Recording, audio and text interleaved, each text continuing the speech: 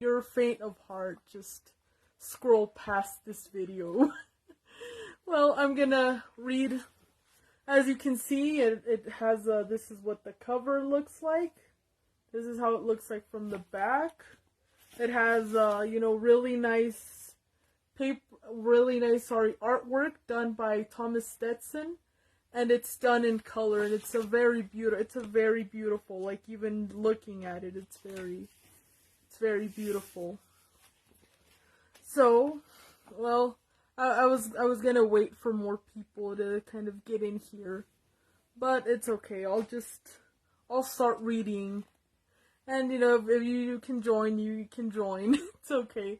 So I'm just gonna start reading. This is Axel Barnes' Strangled Epitaphs, and I'm gonna read one of his poems. I'm gonna read Esther the Philosopher.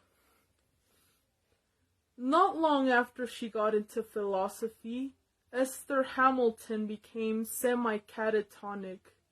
When her parents reached out to her, she told them that all movement and action meant succumbing to ignorance. She said that the world as it is cannot be known, because everything we know is how the world is processed by our minds. Thus, to truly know something, paradoxically, we have to stop existing. Paper pushers for a pencil-pushing company. Esther's mystified parents were no experts in German idealism or philosophy in general, and reached out to a psychologist, Dr. Rosie, but the doctor's therapeutic skills hit a brick wall with a patient who simply didn't want to be, for clear logical reasons. Esther stopped eating, became bedridden, her muscles atrophied, her skin turned pale, her black eyes sunk into their orbits, dimmed. She closed off within herself, within her denial, twisted and turned in her bed until her soiled sheets become ropes. Her skin a map of purple sores and blisters. The torment stopped the day she turned into a round obsidian puddle, cold, smelling like cadaver sludge. Frantic, the parents called Dr. Rosie, and the expert puzzled over the metamorphosis of his patient, rubbing his gray goatee. "Can you take her to the psych ward for treatment?" Mr. Hamilton suggested. Dr. Rosie shook his head. "I'm afraid it's a bit late in the game for that. How can we feed meds to a being made of dark liquid? How can we put her in a straitjacket? What if she expands?" Mrs. Hamilton cried and blubbered.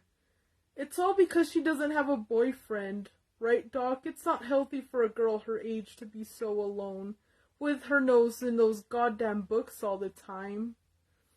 A deep groan came from within the puddle, and its surface rippled. Dr. Rosie nodded and adjusted his round glasses. "It will be hard for Esther to find a mate.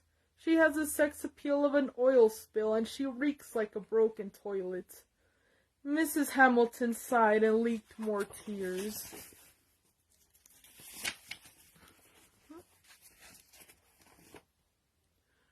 "What do you think we should do, Doctor?"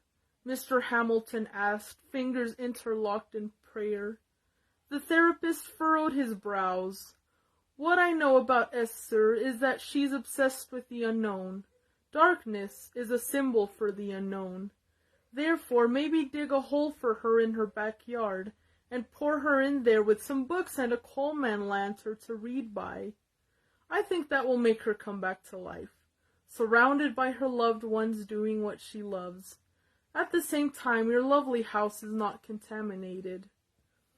Esther's laughter came from inside the opaque puddle, through static and flatulent noises. "You stupid worms, you think you can bury me? How can someone already buried dig up a grave? How can prisoners incarcerate anyone?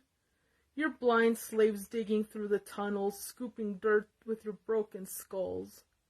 The laughter became louder, lunatic, high-pitched, and the doctor and Esther's parents joined in, tears of blood spurting from their eyes, They covered their ears and their temples, knelt on the floor, rolled and spasmed.